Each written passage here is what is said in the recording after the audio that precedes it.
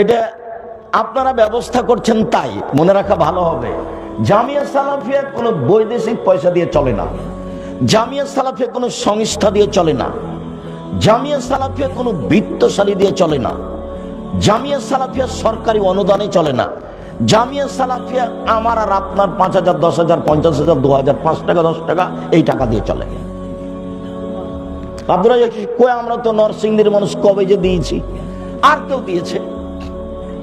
আমি নরসিংদীর যদি না দিই তো নারায়ণগঞ্জের দিয়েছে, নইলে গাজীপুরের দিয়েছে, চলছে তো।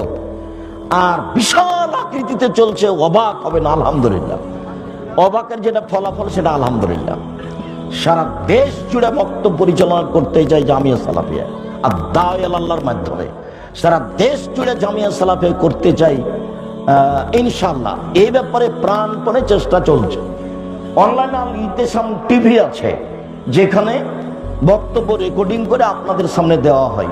আমরা আপনাদের কাছে দিন প্রচার করার ব্যাপারে মানুষ হিসাবে সামান্যতম ত্রুটি করছি, এটা আমাদের মনে বলে না। আমি আব্দুর রাজ্জাক বিন ইউসুফ সাধারণ মানুষ হিসাবে, আপনি আমার দ্বীনি ভাই হিসাবে, আপনি আমার দ্বীনি বোন হিসাবে, যেটা আমি জোরালো আপনার কাছে দাবি রেখেছি, প্রতি বছর বলছি, সেটা হলো 1 নম্বর একটু দোয়া করতে হবে, আল্লাহ তুমি জামিয়া সালাফিয়া কবুল করো, জামিয়া সালাফিয়ার কাজ কর্মকে তুমি কবুল করো। এইটা আপনার কাছে আমার প্রথম দাবি। দ্বিতীয় দাবি, আপনার অনুকূলে হলে যাবেন, 2, 4, 5 টাকা, 10 টাকা, 50 টাকা দান করবেন, যেহেতু 10-এর পয়সা দিয়ে চলে।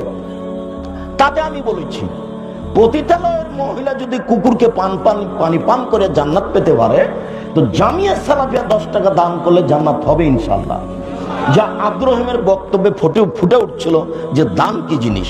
সাথে সাথে এই দেশের সর্ববৃহৎ প্রতিষ্ঠান হচ্ছে জামিয়া সালাফিয়া, শিক্ষা মানে সর্বোচ্চ প্রতিষ্ঠান হচ্ছে জামিয়া সালাফিয়া, শিরক মুক্ত প্রতিষ্ঠান জামিয়া সালাফিয়া, বিদআত মুক্ত প্রতিষ্ঠান জামিয়া সালাফিয়া, দল মুক্ত প্রতিষ্ঠান জামিয়া সালাফিয়া, সংগঠন মুক্ত প্রতিষ্ঠান জামিয়া সালাফিয়া, হিংসা মুক্ত প্রতিষ্ঠান জামিয়া সালাফিয়া, জাতীয় সম্পদ জামিয়া সালাফিয়া।